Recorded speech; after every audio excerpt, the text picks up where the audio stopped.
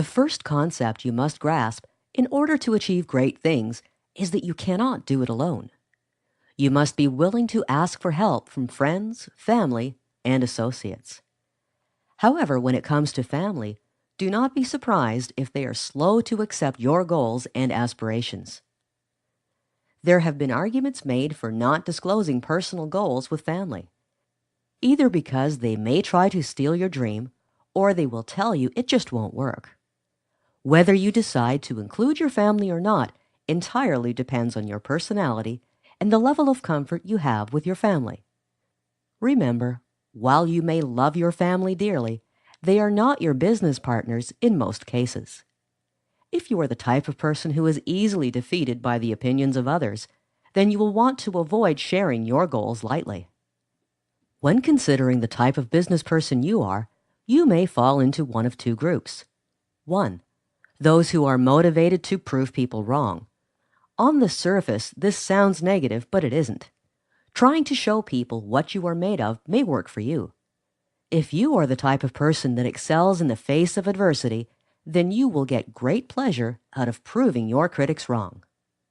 2. Those who are motivated by sticking to their word. In fact, telling people your plans can be an excellent way to motivate yourself. You don't want to appear as though you cannot follow through. Some people don't succeed because they keep their dreams to themselves. This way, if they fail, nobody knows. Conversely, not everyone will face such a negative response. If you know the people around you will support you, then don't delay and let them know as soon as you can. That covers the personal aspect of achievement, but there are other areas as well. It is important to get support and to develop a team of people that will support each other in achieving their goals. This has been documented as being a mastermind group, but what they are called doesn't really matter. It's how you utilize the group that matters. After you have solidified your goals, you will want to select people to help you along the way, but not to be selfish. Find others that know what you don't, and on the other hand, know not what you know. This may sound confusing, but just remember that you don't know everything, and you want to find people that can help make up for your weaker areas. Create an inner circle of people that you can bounce ideas off of, look to for advice, and advise them on their ventures. Remember Dorothy in The Wizard of Oz? You think she would have made it back to Kansas without the help of her mastermind? Just as you should be helping people with their weak areas, the ride to the top will be more enjoyable. And once you arrive, you will have people there with you. One final group, especially for those in business, are customers and the public at large.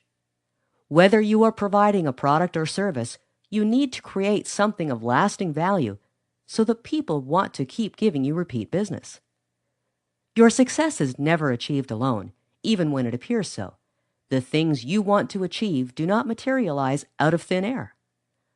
Mantras such as "the customer is always right" and "your customer is your most important asset" are to be valued and ingrained in your business model.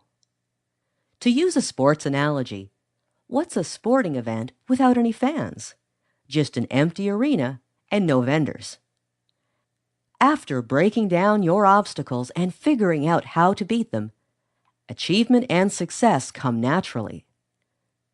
Most people cannot take their eyes off the intimidating big picture and break everything down nice and easy. Remember that great things are rarely accomplished by oneself. In order to achieve long-lasting success, you will need the help of others and the approval of your customers. Create a group of like-minded associates to advise you and give constructive criticism along the way. And do not be afraid to ask for help from family and friends, but heed warning that your ideas and goals are valuable and are not to be thrown around lightly.